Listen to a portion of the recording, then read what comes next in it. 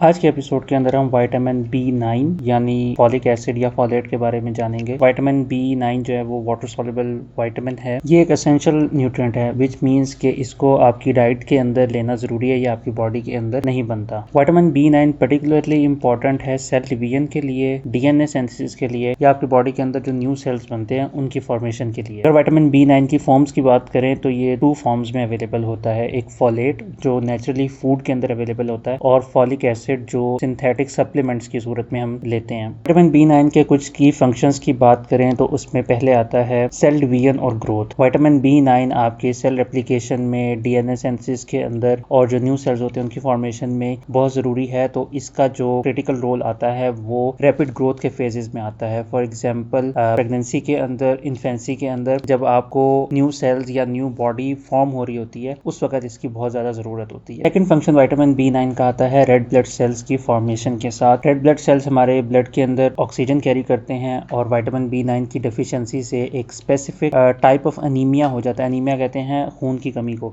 वो अनीमिया हो जाता है जिसके अंदर आपके जो रेड ब्लड सेल्स होते हैं वो नॉर्मल साइज से बड़े हो जाते हैं, जिसकी वजह से आपकी ब्लड सर्कुलेशन इफेक्ट होती है। और अगर विटामिन B9 के सबसे क्रिटिकल फंक्शन की बात करें तो वो आता है कि ये न्यूरल ट्यूब डिफेक्ट से प्रिवेंट करवाते हैं। न्यूरल ट्यूब क्या होती है कि जो हमारी रीढ़ की हड्डी होती है इसके अंदर आप समझ ले कि एक ट्यूब होती है जो न्यूरॉन्स का पाथवे बनाती है और ये डेवलप हो जाती है अर्ली प्रेगनेंसी में ही। तो अगर विटामिन B9 की डेफिशिएंसी हो तो इसकी क्लोजिंग कंप्लीट नहीं होती। क्लोजिंग इसकी 2 जगहों से होती है, एक ब्रेन के जहाँ पे एंड हो रहा होता है वहां पे इसकी एक क्लोजिंग होती है और दूसरी इसकी होती है लोअर बैक के ऊपर। तो जिन बच्चों में अगर विटामिन B9 की डेफिशिएंसी रह जाती है तो देयर आर चांसेस कि उनकी जो रीढ़ की हड्डी है वो सही तरीके से क्लोज ना हो और उसमें फिर क्या होता है कि आपका जो स्पाइनल फ्लूइड होता है वो लीक कर जाता है और वो एक अलग से आपकी बॉडी पे लंप सा बना लेता है, वो कमर में बन सकता है। और अगर ब्रेन की एंडिंग सही से क्लोज नहीं होती तो एक कंडीशन होती है एनेंसेफेलिक, उसके अंदर बच्चा कुछ हफ्तों में या कुछ दिनों के अंदर उसकी डेथ हो सकती है। और एक और फंक्शन विटामिन B9 का हार्ट हेल्थ के साथ आता है।